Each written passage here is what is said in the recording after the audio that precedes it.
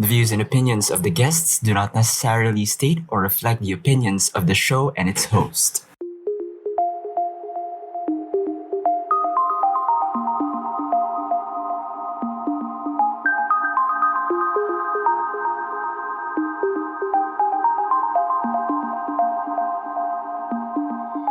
Hello and welcome to Albert Rants. I am Albert Luria. Today, the day that I'm recording this is April 22nd, and as you may have probably already seen from the title of this video, today we will be talking about education in the time of a global health crisis, the coronavirus pandemic, to be exact.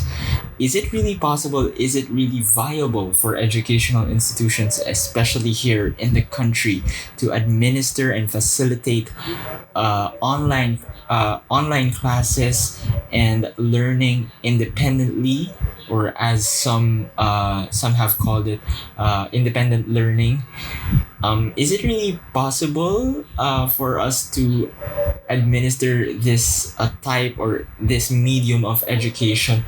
And today we will be speaking to students who are currently facing this reality. Yes, it is happening. Some institutions have or are continuing to conduct online classes and virtual learning mediums in this time of a pandemic, and we will be speaking to them in this episode.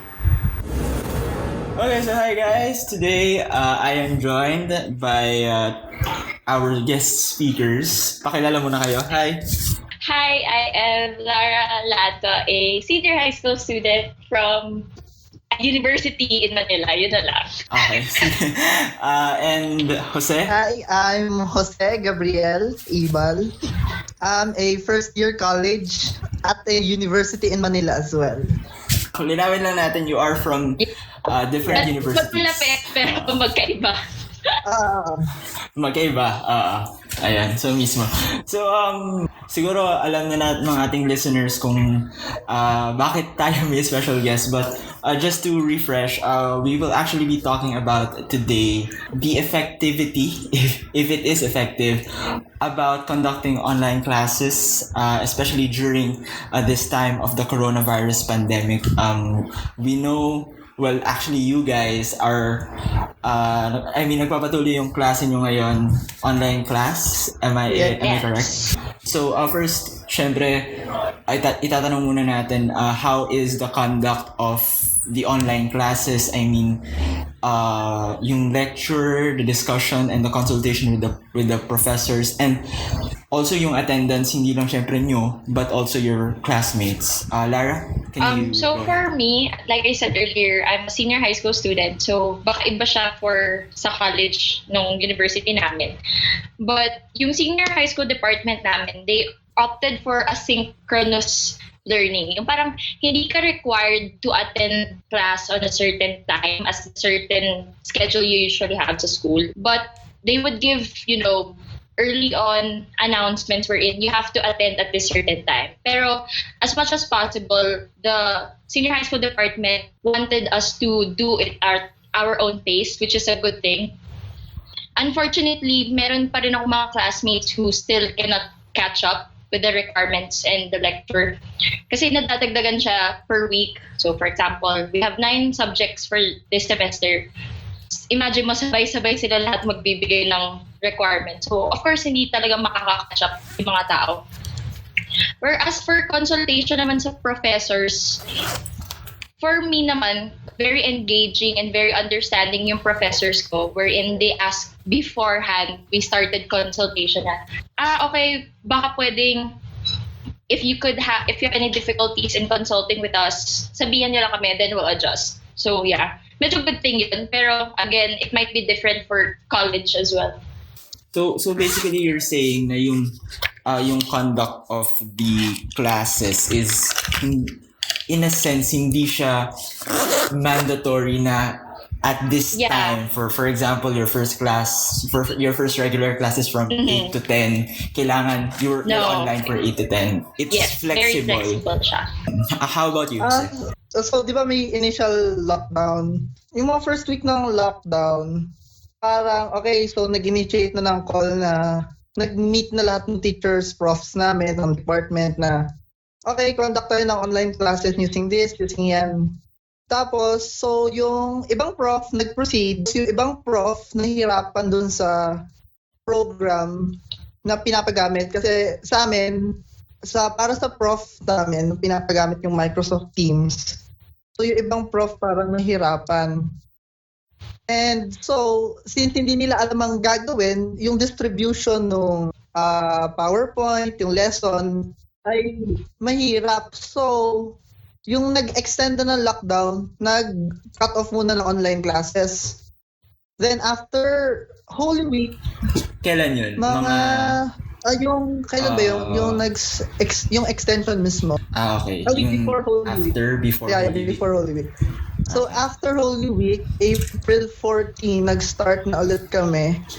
And this time, ang hinihingi lang sa mga prof namin, ang instructions ng head ay parang just give out the materials, yung mga activities, yun lang. Walang call, pinagbabawalan nila ang call, pinagbabawalan nila ang yung obligation to go online at this time. Sana all. Kasi yung una parang ganun nga, okay, dapat online ng 1 PM, dapat online ng ganyan. So may oras. Ngayon, parang ang ni-require lang is like, okay, bigay nyo lang, tapos mag-set yung deadline, yun lang. Pero ang nangyari, hindi yun nasunod. Parang yung ibang prof still insist na, okay, online tayo gantong oras, okay, call ganyan oras. Ayun. Yun nga din kasi yung isa sa mga questions ko with regards to the conduct of the online classes. Kasi, syempre, it's still a class. So, dapat nandun pa rin yung actual na live, kung sasabihin natin, live na interaction between the students and the teachers. Kasi, what if yung instructor or yung student may hindi na gets na part in the middle of the discussion, and then the instructor just goes on and on, di ba? Parang mahihirapan if ang gagawin is hahayaan na lang, we would let the students to their own devices. Hindi naman natin assured, di ba, na all students have that same learning capacity, ganun kabilis na kumuha ng lessons. So yun nga, parang yung recently, yung isa kong class, ethics, so minor lang yun. Pero madami nahirapan. At hindi lahat nakaka-attend sa amin. Yung prof namin, discussion literal sa messenger, nag-chat siya. Okay, class for today. Yung nakakatawa, parang sinatay, let us pray. Parang live tweet. Let us pray. In the name of the Father, send. In the name of the Son, send. In the name of the Holy Spirit, send. Isa-isa pa yung nagagawa. Oh my God, grabe. Tapos yung discussion, literal, kung ano yung iniimik niya, gano'n. Tapos yung attendance pa. Parang isa-isa pa siya mag-chat. Tapos parang, any questions? Sabay-sabay mag-chat. Sir, ganyan. Hindi pa siya maalam gumamit yung reply sa messenger. So, anong nangyayari? Hindi namin alam po. So, ang ginagawa niya ay? Kung yung reply dun sa question na yun, ayun. Kung yun, shoot, ang hirap. Okay. So, yung mga hindi nakaka-attend and those who would have to backread dun sa convo, well, mahihirapan din sila kasi actually ngayon ang bagal ng messenger. Actually, bago pa ako makakonect, Facebook especially, bago pa ako makakonect sa laptop. So, parang it's really hard, Pero ayun, nabanggit ni Jose yung sa attendance, you said na yung iba hindi nakaka-attend. How about sa inyo, Eli? Kahit you don't have classes, you don't have actual discussion classes. Yeah. Tama ba?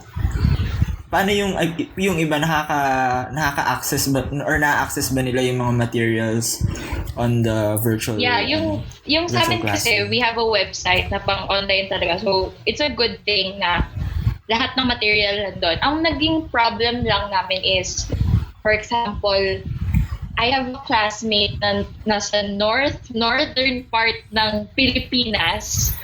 Sa Batanes. Before tumawid. So, sobrang hirap siyang hagilapin sa panahon na to na majority kasi ng work namin is group work. Tapos, doon na lang nag-check yung professors namin ng attendance. Like, kung nakakagawa ka ba dito, kung nakakatapos ba tong taong to, parang gano'n. So, medyo mahirap siya makipag-coordinate sa mga professors na, si ganito po, hindi po siya nakakapag-contribute. Because nga, nasa northern part siya ng Pilipinas. So, he doesn't have access to those resources talaga. Tapos sa amin naman, when it comes to like the classes na specialized, for example, I'm an ABM student, so accounting and economics yung major sa amin. Yun yung mga classes na nire-require kaming umattend, like on the day na wherein magsasabi yung prof ko na, you have to attend this class. But the hard thing is, mahirap i-discuss yung ganong subject matter without the resources, for example. Accounting, so kailangan mo ng ledgers, kailangan mo ng Excel, di ba?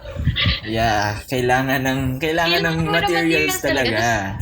Madami sa amin, parang half of my class are from the province, so nagdo-dorm. Lahat ng materials namin for that class, nasa dorm. Akin din. Yun yung problema. Diba? Ayun, oo. Meron kaming project na magle-ledger kami. Hindi namin siya magawa kasi yung ledgers namin, nasa dorm. Ganun din sa akin. Sige, Jose. May long test ako ngayon sa ethics nga. So yung questions nasa messenger, sinisa ganon. Tapos, okay, email me yung answer. Tapos open notes daw. Siyempre sila tuwang-tuwa ang open notes. Ako, lahat ng notes ko nasa Manila. Walang... Oh no! Nasa open notes ko. Kasi siguro kasi biglaan din talaga Sobrang bilis ng pangyayari. Like, I remember nung gabing yon, ang huling ginawa ko before this all lockdown shenanigans was nag-exam kami sa math, and then at that time meron ng cases actually may confirmed or may suspected cases na yata sa QC or madami na. Oo, di ba? And parang naka-hint na ako na feeling ko talaga walang pasok ng Tuesday. And then that was about 6 p.m. Nag-dinner pa kami noon after ng exam, and then I went back sa dorm mga 8 p.m. And then ayun na, parang sobrang as in nadadagdagan talaga, and it's an alarming rate. So parang feeling ko uuwi na ako ng Batangas bukas, ganun. And hindi talaga makatulog noon kasi parang yung iba, nagbabalak na sila na mag-overnight para maaga nga makapunta sa terminal para maunay dun sa biyahe pa uwi. So, ganun na yung ginawa ko. I mean, nag-announce ang Quezon City, that was like near midnight na yata. And then, nandun ako sa condo na tinulugan ko before I actually, bago ako pumunta sa terminal para umuwi. Tapos, yun na yun. Wala akong dala. As in, lahat pati mga marurumi kong damit nandun pa sa dorm. May nasalba ka? Well, ako naman kasi kapag nauwi naman kasi ako, as in, bit ko lahat ng ACADS na pwede kong bitbitin. So parang nandito lahat ng notebook ko, pero yung readings talaga kasi nasa dorm. So parang without that wala talaga akong gamit. Kung hindi siya i-send ng prof or kung hindi siya available online, wala akong gamit. Ako kasi sabi ko, di ba nag 1 week lang si Isko, na sabi niya, okay, we're just gonna suspend it for a week. So sabi ko, babalik pa ako the week after. So sabi ko, sige, iwan ko na siya. Yeah. Babalikan ko na lang. Yun yung mindset ko kasi parang sabi ko, hanggang Monday lang next week daw feeling ko. Ako din. Confident hanggang pa Monday ako. lang to next week, wala. Tapos magkakapasok pa ulit tayo. Parang isang mahabang linggong rest day or rest week lang. Tapos parang, oh shit. Ako yung So ayun. Week na magla-lockdown, nakauwi na ako ng Batang dito sa Lipa. Tapos, kasi Monday wala akong pasok. So usually, Tuesday na ako na biyahe. It was like Tuesday nga nag-announce na magla-lockdown. Sabi ko, so magla-lockdown. So, babalik ako doon. Tapos baka makulong ako doon. So, siguro okay lang. siguro okay lang naman. Tapos mamaya nag-announce sa amin sa university namin na okay, no, 1 week yun din, 1 week lang. So sabi ko, okay, after this week, pwede na ako bumalik at like kunin na lang yung gamit ko. Tapos mamaya, yung may balita yung sarado ang Startol. Yeah. Diba? Nagkakaroon. Oo. Wala na babalik.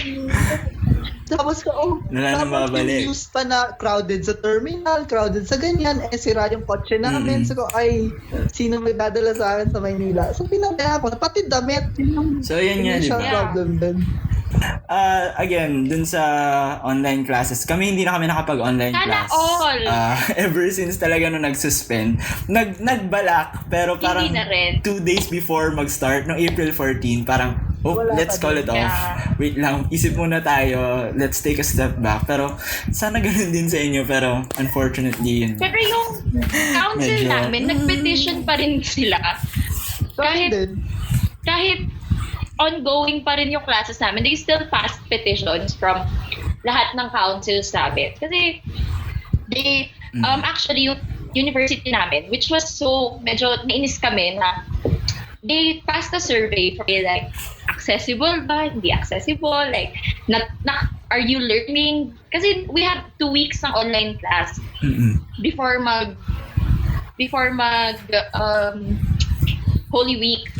So, na-test na yung university namin what would happen if we would prolong pa this online class. And then yung survey, the results was majority of the students had access pero the environment was not, hindi siya capable for learning. And a lot of the students as well had difficulty in accessing the material. And from that alone, dapat parang yung university namin, they made decisions about that. Pero, they tuloy pa rin. Online class. Yun din sa amin, nagpasabi ko, bakit pa kayo nagpa-survey? Pero yung iba naming prof na nagpa-survey, like parang nakita nga na most ay hindi makaka-attend, hindi lahat makukuha yung materials. Parang nag-delay sila ng start ng online classes sila. Kahit sinabi nilang 14 start, parang ngayon pa lang sila nagsa-start, ngayon this week pa lang. Pero yung iba, pilit pa din. Sige, 100% cannot access. Sige, tuloy pa rin. Yain nyo na hindi nyo na-access. Parang gano'n na lang eh. So, nagpa-survey pa kayo. Anong point ng survey na yon?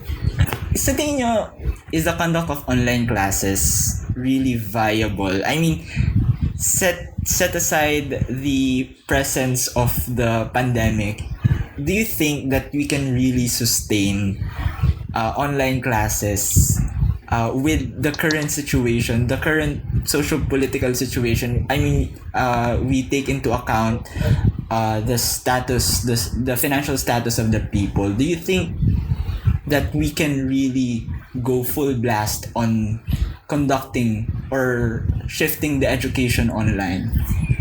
For me, pinag-aralan namin yan siyempre IT ako, so alam namin lahat ng internet ganyan, how it works. Kung alam nyo lang, sa Pilipinas, 80% lang ang may access to full speed internet.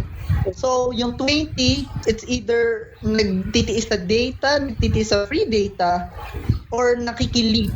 Or wala talaga? Wala talaga. So, parang sabi ko, okay, so majority, somehow may internet, pero parang hindi siya, at tayo ay slow internet ha. So, paano yun? So, parang yung material pa lang na gagamitan natin is slow, is the resource. Yung resource natin is not sobrang reliable na parang, sabihin nga natin dire-diretso siya. Pero there are those moments nga na mawawala, na mauubusan ka, di ba? Parang it's not unlimited and it's not the best. Pero it's viable, pero it's not the best option for me. Viable siya, pero hindi siya the best. So, as a whole, is it a yes or a no? Can we fully shift into online classes? No for me. I agree. Okay. Ako naman, as a ABM student, pinag-aralan ko din to.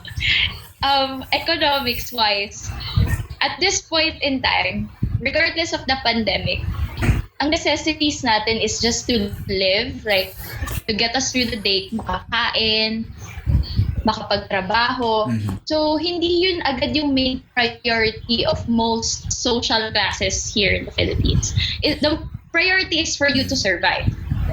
And taking that into account, hindi feasible yung for us to adjust to certain circumstances wherein we have to sacrifice one necessity in order to achieve that online class. Kasi imagine if you are a family of 5, 3 yung anak mo nag-aaral. And yung sweldo nung mag-asawa is only capable of, surviving for the whole day.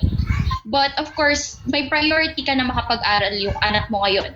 And like what Jose said, not everyone has access to speed internet. Of course, bibili ka ng data. So imagine mo yung ipangbabayad mo sa pagkain, ipangbabayad ng mga anak mo sa data for just them to adjust and to catch up with online class. So yeah, I do agree with Jose na right now, it's the state of the Philippines, hindi siya kakayanin. So we got views coming from an infrastructure standpoint and a socio-economic standpoint. So really, I hope it makes sense. I hope it's obvious that we really cannot sustain at this point in time, regardless of the pandemic, we cannot sustain a fully online education system. Yeah. Because yun nga, we have other problems that we tend to focus more on, and our infrastructure cannot handle the load, the heavy load that if all students and all teachers would shift to online. Diba? I agree. And I guess, so if that is the case, what improvements or adjustments do you think can be made in order for the conduct of these online classes to be beneficial in a sense for the students and of course also for the faculty who is giving the instruction? So, I guess for me, or is there for me, very beneficial sa akin yung asynchronous online learning wherein the professors will be providing all of the materials beforehand. And then it's a self-paced learning. And then those professors will be there for you if you have any consultations, if you have any questions. I think that's one point of view wherein our education system could look more options around that point of view we're in. Mm-hmm. Why not provide the students already all of the resources that they could have, and not only online, like not only virtually, but in ways wherein they could access it easier. Because I think one limitation is how to access it. And yun yung pinaka yun yung pinaka breaking point. If you cannot access the materials, then you cannot learn. Yeah. Diba? Yeah. That's still something that really needs to be addressed. We must find out a way, if there is even any, to provide the students and the instructors an avenue or a medium through which they can facilitate learning without actually costing them more. Exactly. Jose? Ilang araw na ito pinag-iisipan eh. Pero gusto ko yung like what Lara said nga na yung at your own pace. Kasi for me, like personally, slow learner ako, mabagal ako matuto, mabagal ako mag-grasp ng things. So gusto ko yung ibang prof nga na nasunod sa guidelines ng university namin na okay, just hand them out, tapos just be online, just be active, and para pag yung student may concern, approachable or ma-reach sila. Pero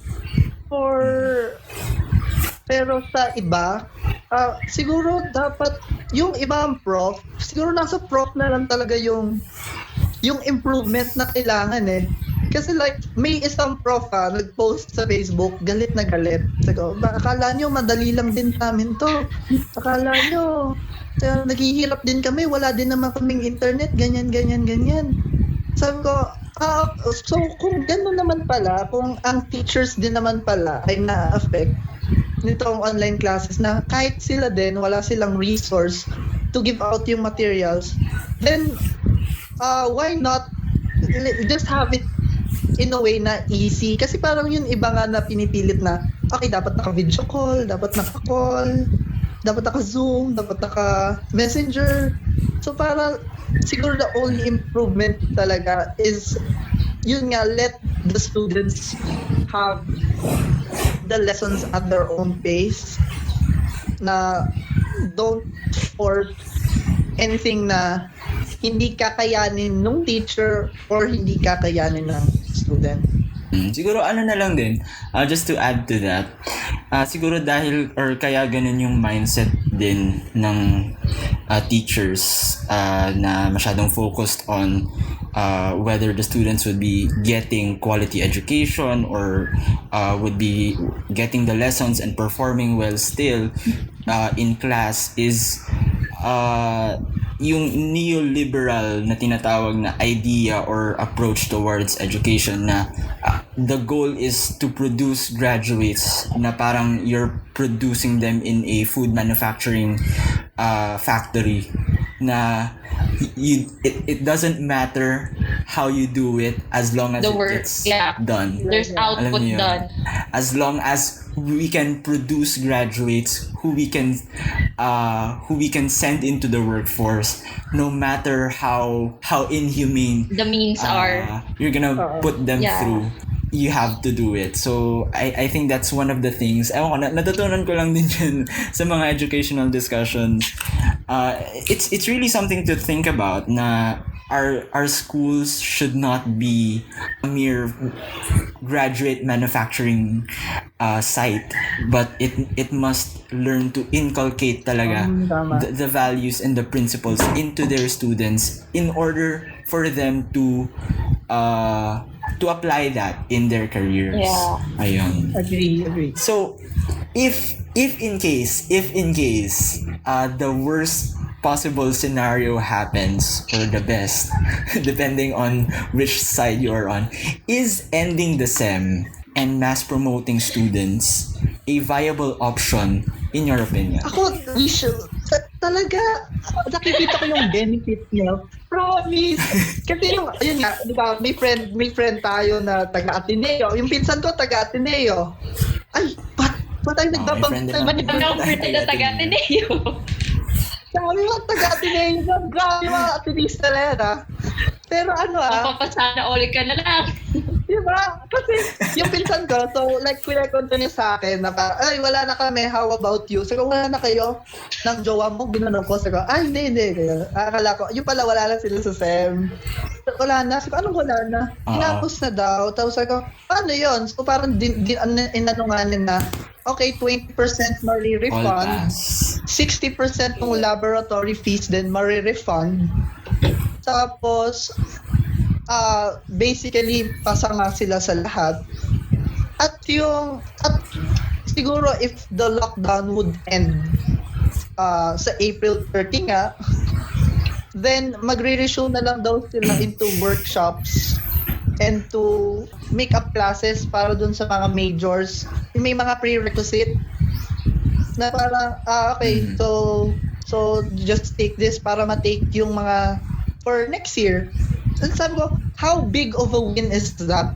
Na you get refunded, you can lay back a little, tapos pag if ever nga we'd go back to sa normal na classes, na situation, you could still catch up. Hindi mo na iisipin yung mga prerequisite. Di ba, magpro-programming po ako na wala akong programming 1. Parang hindi ko naiisipin yun na, okay, pagbalik, may mga workshops naman, I just have to attend these and listen carefully. It could make up for what was lost. So parang it's a win sa mga estudyante. It's a win also din naman sa mga teachers. Diba? Unless naman talaga na ganun ka money hungry ang mga university na ayaw nilang magpa-refund, magpatigil, well, yun na lang. I think yung ginawa talaga ng Ateneo, no bias here. It's really the best possible option that you can do right now. I mean, mass promote students, give them makeup classes after this whole situation is over, and refund. Yun talaga yung mahalaga eh. I mean, that's the thing na mahalaga ngayon. Kahit sabihin natin, sabihin yung iba 20%. No, kahit na 20%. That's still, at this point in time, that 20% is big a deal. big sum of money. Kasi may question ako sa inyo. Yung university nyo ba, naglabas na sila ng guidelines regarding sa refund nyo? Hindi, pinapabayad pa kami. Wala kami refund. Pinapabayad kami. Sabi pa yung nag-initiate nga yung lockdown, pati yung nag-extend yung lockdown. Nagbigay, okay, you can pay sa SM centers, sa BDO. Yan. Pwede daw kami But they're not magbayad. Pwede daw online. Pwede daw sa mga customer service sa SM, they would be open, pero sa SM Lipa sarado. Pero kami, nag-initiate kami na huwag na magbayad. So, what the fuck? Kahit laboratory fees, pinapabayaran, ganyan. No refund, wala. Tuloy-tuloy pa rin, monthly. Yikes. Tapos ang bayaran pa namin, tricep. How about sa inyo? Lara? Sa amin, Sa wala. Walang paramdam kung may refund. Well, they said, maglalabas sila ng announcements about sa refund. Pero, it's been 2 weeks, so, Still wala pa rin. wala. the first, kasi yung university namin, sobrang nakakatawa. Ateneo released their guidelines Monday. Monday sila nag-release. Kami, Tuesday, the day after. So, everyone... So, you're expecting everyone that, had that your university would follow high suit. expectations talaga. Like, if Ateneo did it, why can't we, di ba? Yun nga. Ganun din sa amin, like Monday nga sila nag-release. The next day, may nakita akong post, regarding tuition payment. Sago, tuition payment. Tapos, you can pay at the following centers, blah, blah, blah, BDO, FM. Sago, okay. So, akala ko, Yun yung nakuha nyo the day after nung Ateneo napabayaran release. kami, pressure kami pagbayad fees. Ganun pala. Oh no. Iniisip na namin yung pagkain, yung tubig, yung ganyan. Pati tuition ko hanggang ngayon iniisip ko. Yeah, that's the question. But yun yung unang kong natanong, bakit nagawa yun ng Ateneo? Why can't the other universities do it? I mean, yung ginawa kasi... Yung school kasi namin, feeling ko, iniisip nila, because a lot of the school days that we had, hindi siya naka-cope up dun sa amount na nire-require ni Ched. Kasi di ba ang daming nang... It was barely half of the diba? semester. Parang sa amin kasi it was 47% of the second semester. Hindi ata kami naka-half eh. Hindi kami naka-half. So sabi ko, parang ano lang yata kayo, mga 30%. 30 to 40 something. Kasi di ba lumundol, yung Taal, tapos yung Taal. Bagyo. Tapos, di ba, si Isko, merong mga, suspension sa, celebrations, gano'n. So, sabi ko, baka kasi, gawa nga nung, hindi kami nakakump up. But, when I did my research, Ateneo didn't reach the total din naman. But still, nag-mass promote sila.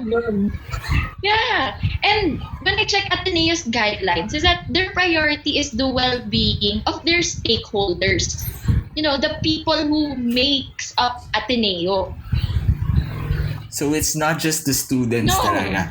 I mean, that's the thing siguro na hindi na-realize ng mga school admins, that mass promoting isn't just for the students, but it's also for the faculty. I mean, imagine they would have to teach some faculty members teach more than one subject, so they would have to teach that, and God knows what is their situation at home or where they are staying right now.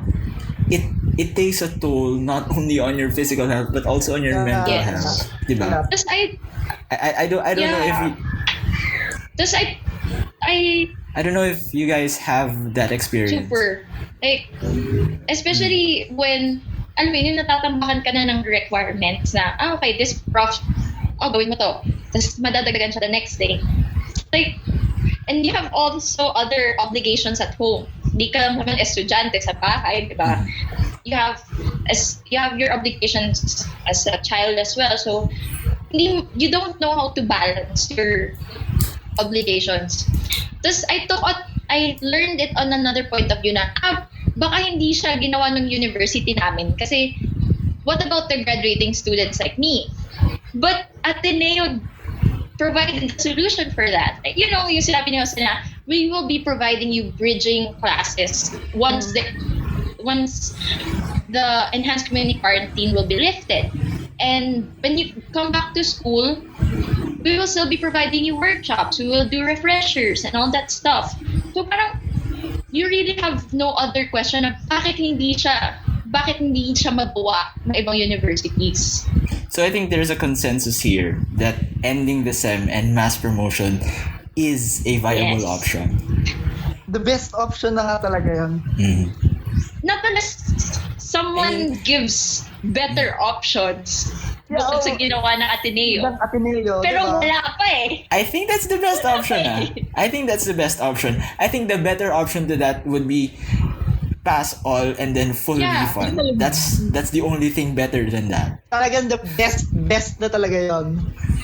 And I think it's also something to think about. I mean, the saying, we'll cross the bridge when we get there, no matter how bad that may seem from an academic standpoint. That really is for me, that's the only thing reasonable that we do right now. We cross the bridge when we get there. We address the problems on how to adjust the curricula, how to bridge especially the major subjects who have prerequisites, how to do all of that adjustment after the situation not even normalizes but tones down a bit. If we start seeing that flattening of the curve or something, that is the only reasonable time for me that we start addressing this, because by then there is lessened worry among all of us na pwede tayong magkasakit. I mean, di ba? Parang at this point kasi it's piling up. The stress is piling up. Yung stress of contacting the virus, the stress of how to survive with your needs. How are you going to get your needs if you're undergoing medication? How are you to receive medication or treatment or whatsoever? And then there's the academic requirements which you have to fulfill. Kaya ano sabi ko kanina, it takes a toll on your mental health. And I personally, I have a ton of relapses. I have stepped back from social media, from interacting online, and basically speaking altogether. I would just, there were times during this quarantine, there were days na parang I would just stay in my room, I would watch something just to keep my mind from all the stress. And mind you, I still don't have online classes then. I was just worrying about what could happen next, because really there is no end in sight. In the near future, there is no end in sight. Konting sakit ng throat mo, konting lagnat, parang naiisip mo na, di ba? Parang yung nakakapraning talaga. Oh shoot, na yun. Nag-grocery ako nag-grocery ako kasi naman ako si mama, parang gagawin ko. Baka minahawakan ako, baka yung cashier meron, baka yung nasa pila ko na ito. May isang beses niya parang wala akong panlasa. Eh di ba parang loss of taste yata is a symptom. Parang yun, parang di ba there's heightened worry talaga, and you cannot downplay that. This virus kills, and it has killed hundreds of thousands. Recently din, yung mom ko nagkasakit, parang lalo akong kinabahan. So, si mom nag 1 week ago, nag-grocery siya, tapos nilagshot siya ngayon. So, anong gagawin natin? Tapos, masakit daw hindi makainom ng tubig. So, ano yun? Tapos nahihilo, hindi makatayo. So, ma, nasusuka ka? Parang daw. So, anong gagawin ko? So, sabi ko, tapos personally, my father is missing right now, so hindi ko na alam kung nasan yun. So parang, kaming yung kuya ko and I, so kami na lang yung tao ditong lalaki sa bahay. anong gagawin natin? So, buti naman, dahil lang sa fatigue si mama. So, kaya sinasabi ko kay mama, huwag ka lagi maglinis. Kaya sabi ko, nagfa-fatigue. Sit back, lay back lang. Hindi mo kailangan lilitin lang nasa bahay. Yan tuloy, napapagod. Kaya nakakatakot din eh. Kasi like, hindi ko alam ang gagawin ko if ever na, with that thought na in mind na napipatigue si mama. What will happen if yun nga nangyari and we're just in one household? Paano na paano na diba? Parang damay-damay din kayo pag yung thought na may isa sa inyo magkaroon. That's one point na kanina pa natin binabalik-balikan.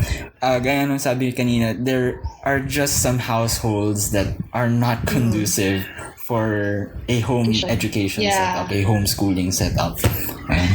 So if in case it happens that your universities would end the SEM and parang mass promote everybody. Parang mananalo na ako sa Lotto, Albert, pag nangyari yun.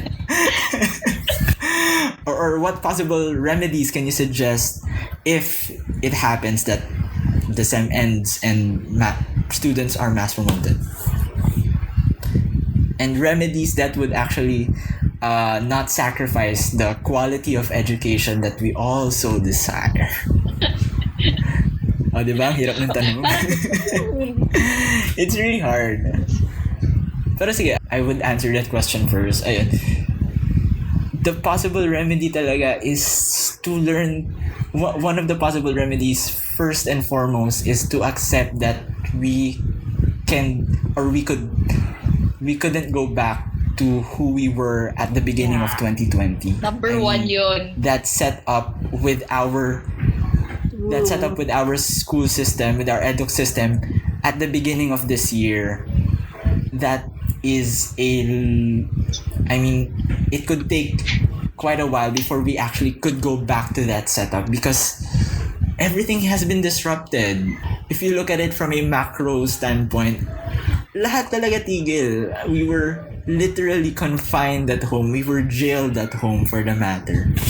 Diba? So, one of the first possible remedies is to accept that we are facing a new normal, hopefully not a permanent normal, but just a new temporary normal that we would have to deal with while we are recuperating from the effects of this virus.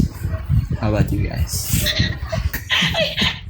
You had just to think of the answer. Mindset ko kasi, hindi siya mangyayari. It's something na malabo na siya, Albert, eh. Because we're already 2 weeks in of online classes. So sabi ko, parang hindi na siya posible. I guess, pero I have hope.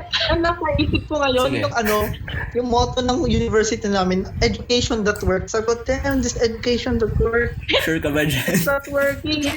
Sure ka ba dyan? Pero, if ever nga mag-mass promote, if ever, sana ma-end yung SEM. Kino yung accepting and acceptance. Dapat pero kasi yun nga yung idea na hindi nila matanggap na hindi pa to tapos, kaya nyo pa to. With the idea na let's say nga yung motto ng aking university, that education that works. I think nasa mindset nila ngayon na it will work kahit gawin natin lahat yan. It would work. It will work. Hindi natin kailangan mag-end ng SEM. It will work. Education works. We got it all for you. Kumbaga think positive lang. Think positive lang. Think positive lang.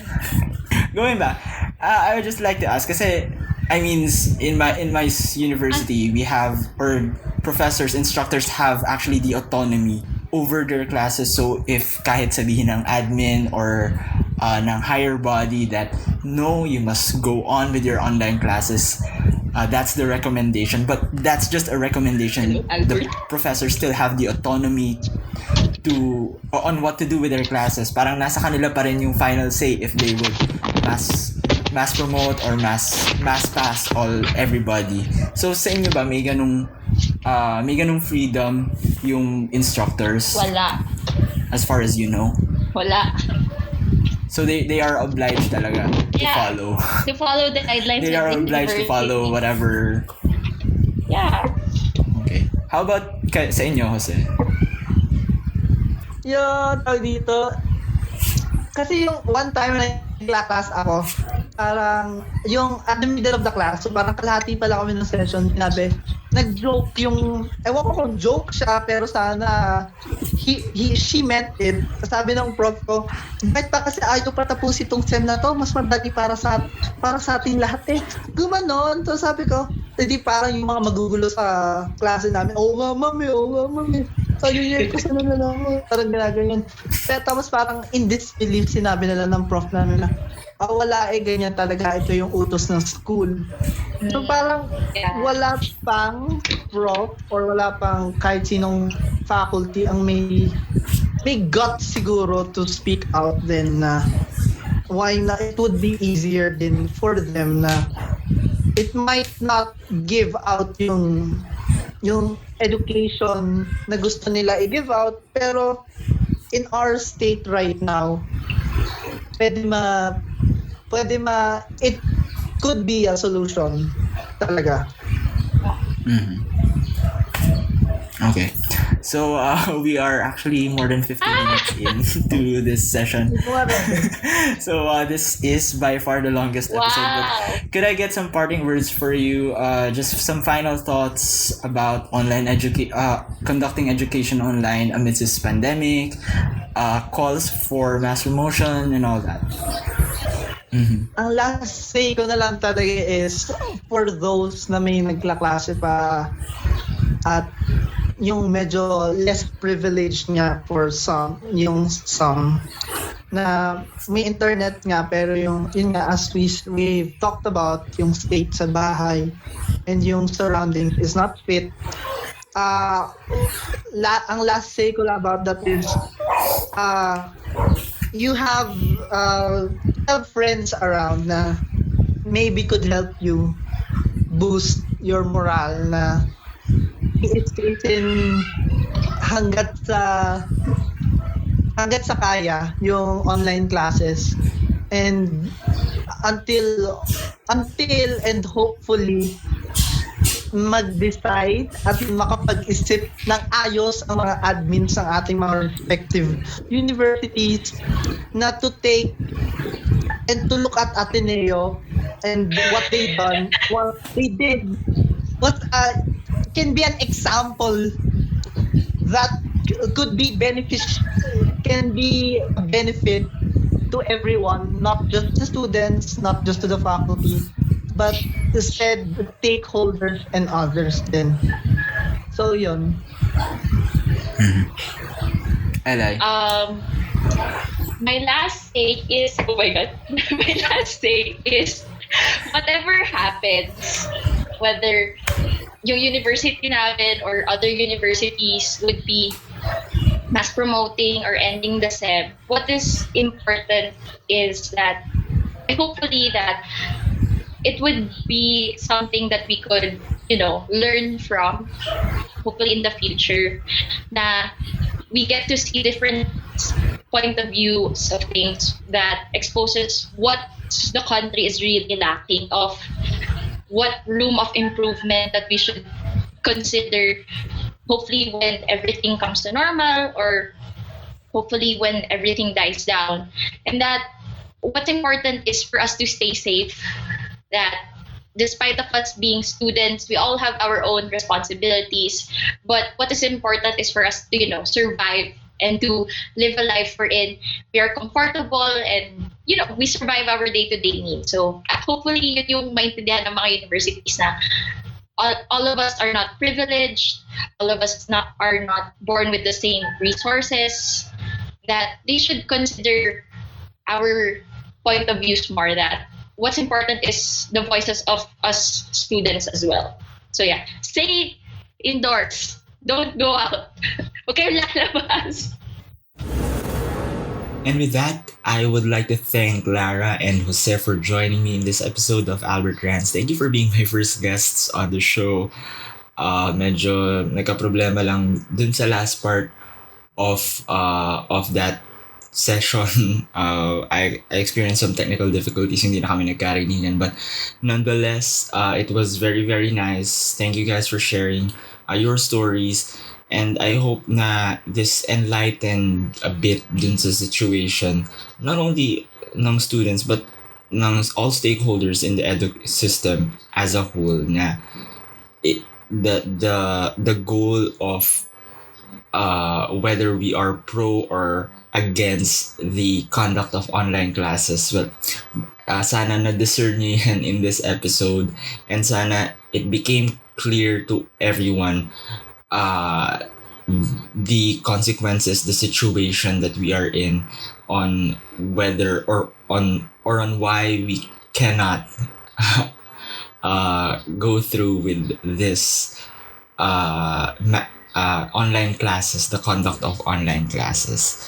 So, ayun, thank you guys for joining. I will not be prolonging this any longer because this has been over or almost an hour. But thank you guys for joining me and joining us in this episode of Albert Rants. Do follow Albert Rants on Twitter at Albert Rants for the latest on new episodes and updates from the podcast. I am Albert Lirio. I'll see you guys in the next one.